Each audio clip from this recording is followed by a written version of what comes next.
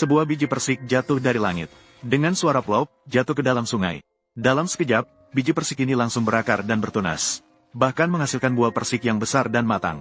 Buah persik itu berwarna cerah, memancarkan aroma yang memikat. Aroma ini menarik perhatian seorang pria yang sedang dalam perjalanan. Dia merasa lapar dan haus. Melihat pohon yang penuh dengan buah persik ini, dia sama sekali tidak sempat berpikir. Segera dia memanjat pohon dengan tangan dan kakinya, mengulurkan tangan untuk memetik satu. Dengan suara gigitan yang renyah, dia menggigitnya. Seketika, jus manis dan harum itu mengalir di mulutnya. Namun, detik berikutnya, wajahnya berubah. Dia merasakan sakit yang tajam menyerang dari kepalanya. Seluruh tubuhnya menahan kepala dengan rasa sakit. Segera setelah itu, hal yang lebih aneh terjadi. Tubuhnya mulai mengalami perubahan aneh. Penampilannya yang tampan seperti pemuda yang anggun, perlahan-lahan menghilang.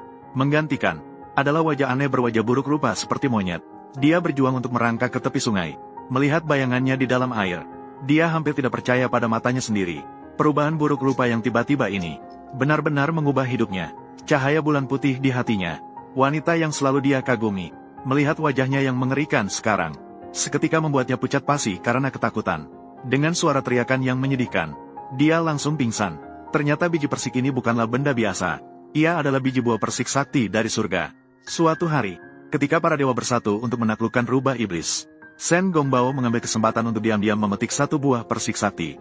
Dia bahkan menelan biji persik itu sekaligus. Namun, buah persik sakti yang berusia ribuan tahun ini bukanlah benda biasa. Dengan kemampuan spiritualnya, dia sama sekali tidak bisa mencerna itu. Setelah memakan buah persik sakti, perutnya mulai membengkak dengan cepat, seperti bola yang dipompa udara. Semakin mengembang semakin besar. Dia berguling-guling kesakitan di tanah, mengeluarkan suara keluhan yang menyakitkan.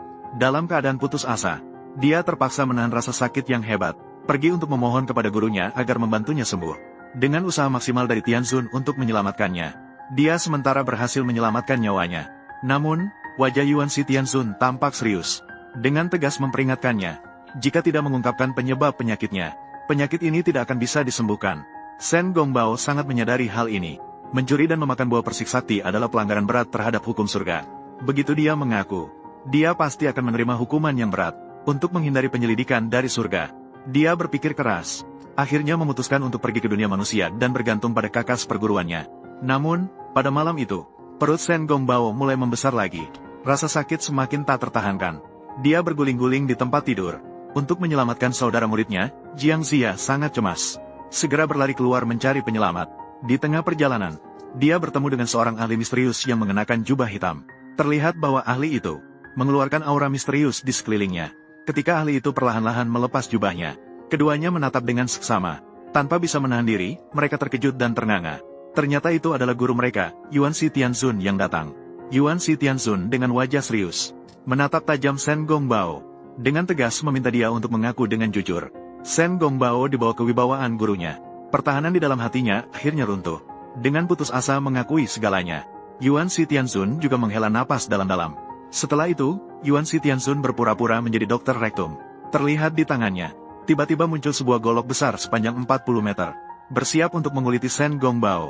Kemudian, sudut mulut Yuan Si Tianzun sedikit terangkat. Segera menggunakan sihir, menggunakan teknik mengambil benda dari kejauhan. Terlihat seberkas cahaya melintas. Inti persik itu pun disedot keluar dari perut Shen Gongbao.